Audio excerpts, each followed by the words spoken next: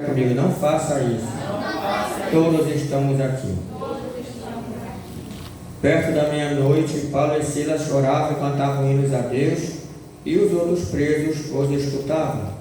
E de repente sobreveio um tão grande terremoto que os alicerces do cárcere se moveram e logo se abriram todas as portas e foram soltas as prisões de todos. Todos os presos se soltaram por causa desse terremoto. Acordando o carcereiro e vendo abertas as portas da prisão, tirou a espada. Vamos ler o versículo 27. Vamos ler 27. Acordando o carcereiro e vendo abertas as portas da prisão, tirou a espada e quis matar-se, cuidando que os presos já tinham fugido. Mas Paulo clamou com grande voz, dizendo, vamos repetir, não te faças nenhum mal, que todos aqui estamos. E pedindo luz, saltou dentro, e todo trêmulo se prostrou ante Paulo e Silas. E tirando-os para fora, disse, Senhor, que é necessário que eu faça para me salvar? E eles disseram, crê no Senhor Jesus Cristo, e serás salvo tu e a tua casa. E de pregar a palavra do Senhor e a todos que estavam em sua casa.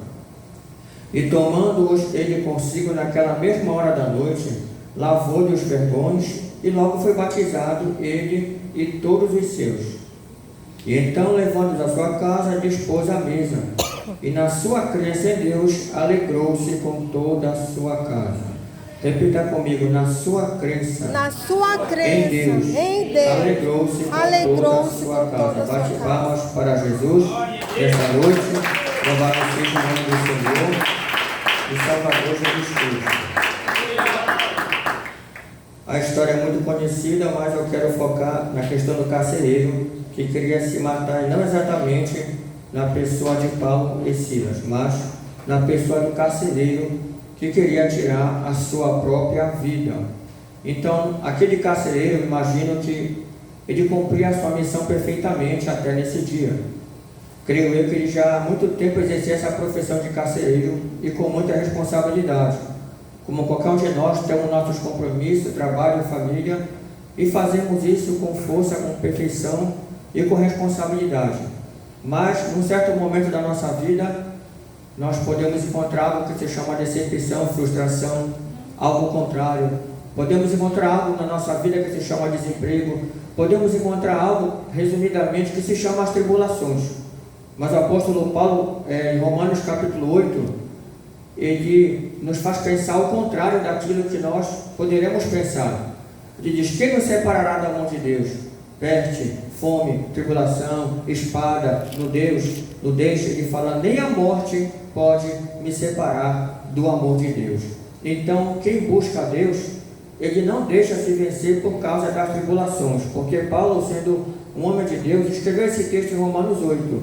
O que ele quer dizer, na verdade?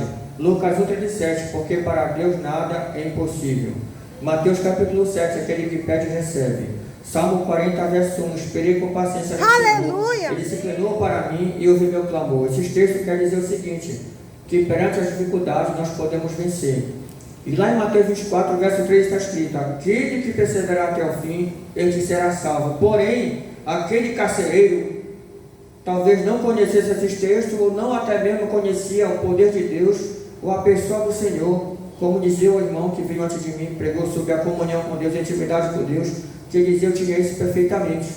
Mas o carcereiro não conhecia isso. Ele conhecia apenas uma ordem humana, mas diante daquele momento que ele falhou na sua missão de guardar os presos, ele mandou acender a luz do cárcere, depois daquele terremoto, que ele não entendeu ainda aquele terremoto, depois que ele foi entender, e ele olhou, cadê os presos? Os presos ele não enxergou os presos. Então ele pegou a espada para se matar. E aqueles homens de Deus, Paulo e Silas, falaram assim, não faças mal algum, estamos todos aqui. Então o tema é esse, não faças mal algum contra a tua própria vida. Todos estamos aqui. Nós estamos comemorando o Setembro Amarelo mundialmente, que fala sobre a prevenção da vida, o alerta contra o suicídio. Muitas pessoas queriam tirar sua própria vida porque sofreram uma decepção, porque sofreram algo que elas não esperavam sofrer, ou seja, elas não estavam preparadas, elas não estavam precavidas. Mas Muitos personagens bíblicos estavam precavidos quando o problema chegou. Um deles foi Jó, como foi citado. Ele já estava precavido. Outro foi Ana. A princípio ela não estava precavida, mas quando ela começou a buscar o poder de Deus, ela entrou no templo, começou a mover os lábios. Ela estava tão frustrada, aquela mulher, que a oração dela, somente ela e Deus entendia. Nem o profeta Samuel, nem o profeta que estava lá, o sacerdote Eli, não entendia o movimento dos lábios daquela mulher. Como dizia o hino, falaram mal de mim, me caluniaram, mas os mesmos que me caluniaram agora estão sabendo que eu estou vencendo. O mesmo sacerdote Eli, que criticou aquela mulher, depois ele percebeu que ela estava falando com Deus da maneira dela, e com o coração quebrantado, ele disse: vai, e assim te conceda o teu coração, e Deus de Israel te conceda o que deseja o teu coração. Então, quando aquele carcereiro pegou a espada para se matar, para cometer suicídio, alguém gritou: não faças isso, todos estamos aqui. Ou seja, as pessoas que querem cometer suicídio, elas precisam conversar com alguém. Diga glória a Deus. Elas precisam ouvir uma voz. Essa voz pode ser uma voz humana, pode ser a voz de Deus, uma pessoa inspirada por Deus. Elas precisam de ajuda. Elas precisam ouvir alguém de confiança. Aqueles dois homens usados pelo Deus Altíssimo, não te faça mal algum. E aquele carcereiro, ouvindo aquelas palavras, ele já sabia que Paulo e Silas eram servos do Deus Altíssimo. Ele abriu seus lábios e perguntou: então, o que é necessário que eu faça para me salvar? Ele quis dizer o seguinte: olha, eu como carcereiro há vários anos, Paulo e Silas, falhei na minha missão, e agora o que é que eu vou fazer para me salvar? Porque o meu chefe vai me matar, porque eu falhei naquilo para o qual tinha sido destinado. E se o carcereiro naquela época falhasse, ele pagava com a própria vida, porque ele ia morrer, porque essa era a lei. E ele tentou pegar aquela espada, e eles falaram para ele: olha, tu quer saber realmente o que é necessário para você se salvar? Crê no Senhor Jesus Cristo, será salvo em a tua casa. Então, quando eles falaram isso, crê no Senhor Jesus Cristo, entrou na vida daquele homem a crença em Deus, entrou na vida dele a fé no Deus Altíssimo. E eles, naquele exato momento, ele começou a crer, batizaram ele, e não somente isso. Se você ler o texto mais atentamente, ele levou aqueles dois homens lá na casa dele, pregou para eles, Paulo e Silas pregaram para a família dele, e aquele versículo que eu li, ele e toda a família dele se alegrou. Lá no versículo 34, na última parte do versículo 34, que fala assim: na sua crença em Deus, alegrou-se com toda a sua casa. Para alguém que queria se matar, recebeu uma palavra de ânimo. O que aconteceu agora? Uma mudança de comportamento.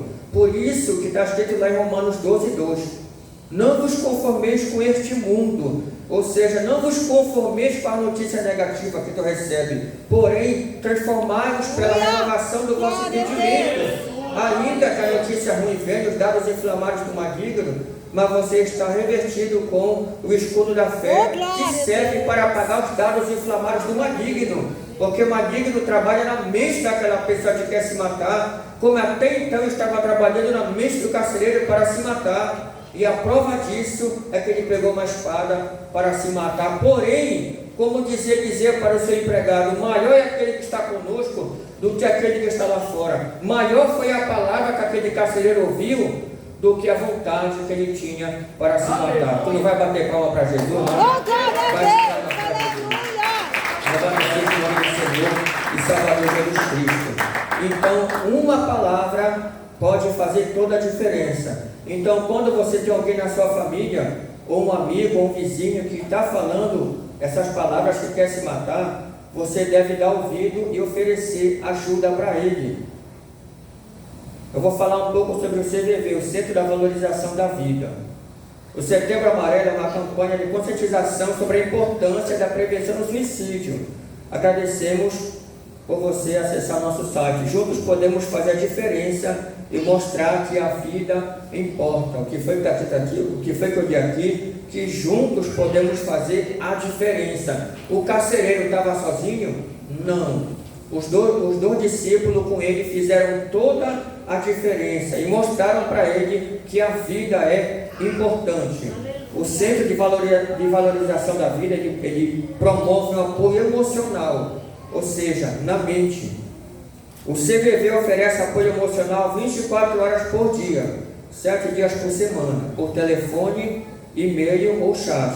O número é 188. Repita comigo, 188. Esse é o número do CVV.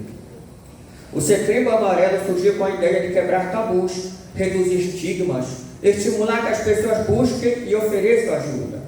Desde 2015, quando ocorreu a primeira edição, ano a ano, esse movimento vem crescendo, com mais pessoas reconhecendo que falar sobre o suicídio é fundamental, mas exige cuidados, tem que saber falar.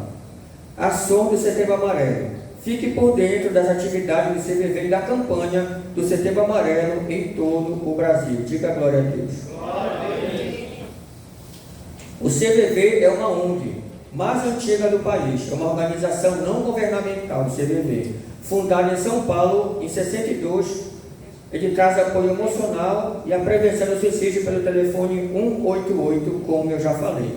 Agora uma estatística, prevenção do suicídio. Segundo estudo da Unicamp, que é a Universidade de São Paulo, 17% dos brasileiros em algum momento já pensaram em dar fim à sua própria vida. Quantos por cento dos brasileiros em algum momento já pensaram em tirar sua própria vida? 17%. Matematicamente falando, de cada 100 brasileiros, 17 já pensaram em tirar sua vida. Não quer dizer que tiraram, mas pelo menos pensaram em tirar, como o carcereiro pensou em tirar, e a ideia do carcereiro já estava bastante amadurecida e ele já estava decidido a tirar sua vida, porque essa ideia de suicídio tinha amadurecido na mente do carcereiro. Em outras palavras, voltando para a nossa realidade, de cada 100 brasileiros, 17 já pensaram em tirar suas vidas, em dar um fim à própria vida, e desses 4,8%, quase 5%, chegaram a elaborar um plano. Então 17 pensaram em tirar a vida de cada 100,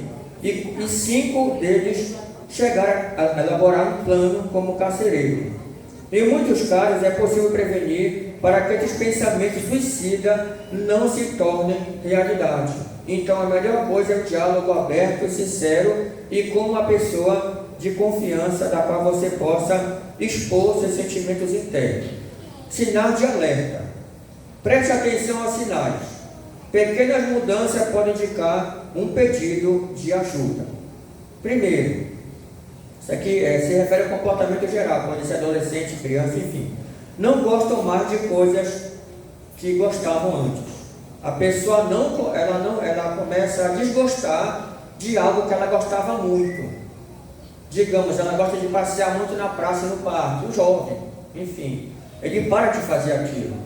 Ele gostava muito de estudar, gostava muito de ir numa pizzaria, gostava muito de um determinado lazer. Ele simplesmente para de fazer aquilo que ele gostava muito de fazer. É um alerta que ele pode estar sofrendo uma tristeza, uma depressão, uma frustração e assim por diante. Segundo, frases como preferiria estar morto ou quero desaparecer. Então quando uma pessoa fala isso, eu preferia estar morto, eu preferia não existir mais, eu preferia desaparecer. Então você tem que dar atenção, chamá-la para conversar e ficar observando o comportamento dela para ver se ela já não está nessa realidade, adentrando a realidade do suicídio. O pensamento pode estar amadurecendo. Terceiro, achar que os outros ficarão melhor depois da sua morte, não é isso? Ela pode falar, depois que eu morrer tudo vai melhorar, se eu era o problema da família, então eu vou morrer. Ela pode falar isso, achar que ela morrendo, todos ficarão felizes na família dela, porque ela se acha, ou se achava, o problema da família. Outro, piora no desempenho na escola ou no trabalho. A pessoa ela não tem mais rendimento no trabalho, e nem na escola, e nem nas atividades que ela fazia. Ela faz as atividades, ela continua fazendo, mas só que ela não tem o mesmo êxito, ela não tem o mesmo resultado que ela tinha antes, que era um resultado melhor. Outro, isolar-se e não ter esperança no futuro. A pessoa se isola, não conversa mais com ninguém e começa a falar que o futuro é negativo, que nada vai dar certo. Ela se torna uma pessoa muito negativa, ela se torna uma pessoa muito assim, cabisbaixa, muito negativa. Ela acha que o futuro vai piorar e ela fica isolada e não quer falar com ninguém. Achar que nada nem ninguém pode ajudar. Ela pode também pensar dessa forma. Ninguém pode me ajudar, não tem mais jeito, eu já tenho esse problema, eu já passei por isso, eu já estou com essa enfermidade, ninguém pode me ajudar, não adianta nem falar comigo. E eu não quero ajuda. Então, como disse lá aquele texto anterior, tem que ter cautela com esse tipo de pessoas, mas tentar atingir o canal da comunicação, que não é tão fácil, mas não é impossível. Aquele homem já estava com a espada. Qual foi o canal de comunicação? Ei, nós estamos aqui, nós não fugimos. Por que ele se matar? Porque ele não estava vendo os presos. Ei, não se mata não. Aleluia! Somos sua família, vai melhorar. Acredita no Senhor Jesus, será salvo tu e a tua casa. Glória a Deus. Descuide com a aparência. A pessoa não cuida mais da aparência dela. Às vezes nem toma mais banho e não se passa mais perfume. Ela não cuida mais da aparência e fica também, pode ficar imaginando com um olhar triste, muito fechadinha, muito isolada e não cuida da aparência. Alterações do sono e no apetite. Por que ela tem alteração no sono? Porque ela vai dormir à noite e fica pensando naquele problema que ela está passando. E chega até a perder a fome, como foi no caso de Ana. Ana, ela tinha aquela concorrente Penina. E quando eles iam sacrificar em Siló, aquela concorrente de Ana falava tanta besteira para ela: olha, tu é estéril, eu tenho filho, tu não tem. O que acontecia com Ana? Perdia o apetite, não comia. E possivelmente tinha insônia. Então, quando a pessoa tem insônia, custa dormir ou perde o apetite, é mais um sinal que ela está passando um problema emocional sério. Diga glória a Deus. Então, isso aqui foi um resumo. Eu espero que vocês tenham entendido que o carcereiro queria se matar, mas não se matou porque alguém se mostrou para ajudá-lo. Amém? Amém. Então, vamos nos mostrar favorável para ajudar as pessoas. Agradeço a oportunidade em nome do Senhor Jesus. Vamos repassar para o Padre.